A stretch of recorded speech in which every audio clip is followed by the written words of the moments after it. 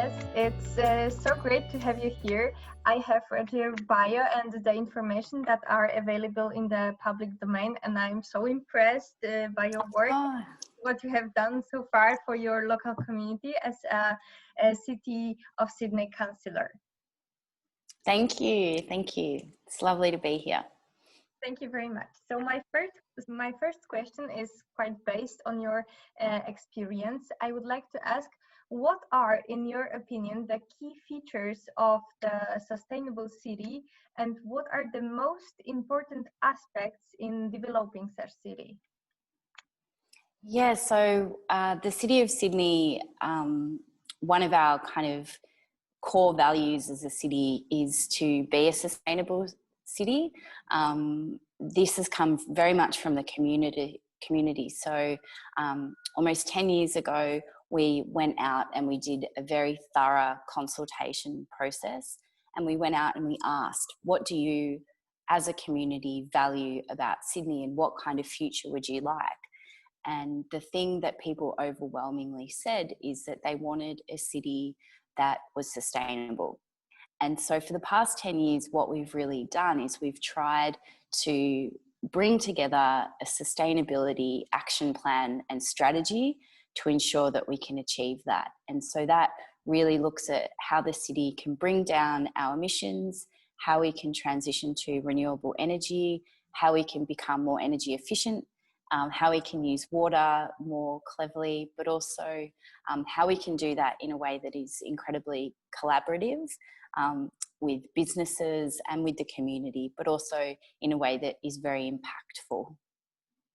It's worth mentioning in this regard that according to the 2018 Sustainable Cities Index from Arcadis, Sydney is Australia's the most sustainable city. And what does it mean in practice? And how is Sydney different from other cities in Australia?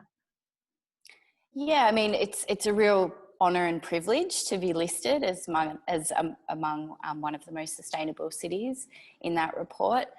But in practice, what it means is that we as an organisation, as a city council, we have to be incredibly careful and very thorough with how we not only measure our environmental performance, but we also have to work very collaboratively with other city organisations, with the state government, and with our other regional councils and businesses. So in practice, we've done a really good job of looking at our own organisational emissions.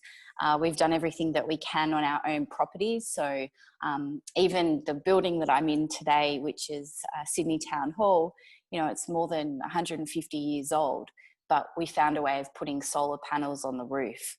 So we've done that with a lot of our own buildings, but to really get the emissions reductions that we require, we have to work with the property sector, for example. And so we've done a really good job of bringing on some of the commercial property owners in the City of Sydney and working with them to make sure that they're also bringing down their emissions, and we've done it in a way that also makes really good positive business sense for them. So as our city continues to grow, we're seeing that we are able to bring down emissions and really look at innovative ways of working with other sectors to do that. So not only have we got a thing called the Better Buildings Partnership that we work with for the commercial property sector, but increasingly we've identified that the hospitality, entertainment and accommodation sector also generate a lot of emissions and a lot of waste. So the Sustainable Destination Partnership is a way that we're able to work with, places like the Sydney Opera House, with the Museum of Contemporary Art and with our hotels to look at how they can operate better in a more low carbon way. So I can see that you have done a lot in Sydney, and moreover, there is already completed the first phase of the public consultation on the Sustainable Sydney Plan for 2050. And what are the most important needs of the community that were raised by the Sydney citizens in the consultation that need to be addressed in this strategy for the next years for 2050? Yeah, so we've spent almost a year doing community consultation. And when we talk to the community, we have to be very careful that we're talking not only to our residential community, but also our business community. And their prioritisation on climate change really hasn't changed. People expect us to be a world leader in environmental sustainability. And so we've recommitted to doing so. But the thing that the community also said that they want us to become by 2050 is a regenerative city. So when we ask people what they imagine Sydney might look like in 2050, almost across the board, everybody said that they wanted for Sydney to be, you know, surrounded by trees and parks, and they wanted urban farms, and they wanted rooftop gardens and green walls. And so this idea of a city that's alive and full of biodiversity and, you know, is a well-functioning urban ecology has really come up. So not only are we recommitting to all of our principles and values around addressing climate change, but we're really looking at how city systems can function better and give back more to nature. So that's really exciting. And I think that I was personally very surprised and really empowered and inspired by the level of energy that the community had for this idea. And so I think that that's really positive, and I really look forward to, you know, leading the city in that direction in the near future. Well, it seems like living in paradise, really. Actually. Yeah, you know, well, you know, it's not without, we also, you know, we have a lot of challenges as well. We have to be very honest. We are a municipal government. We don't have powers like, you know, big cities like New York and many cities in Europe. So we do have to work very carefully with our state government and our national government to bring about these changes. But we are seeing some really positive moves toward renewable energy in particular at the moment. So it's really up to us to keep advocating for meaningful climate change, because in particular we know that our national government is really slow. And it has been very slow in terms of committing to the Paris Agreement. So it really means that for us as a city, we have to do twice as much in half the time.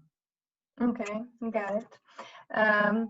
And I have one question about the projects you implemented, because you have implemented so many great initiatives that are so necessary.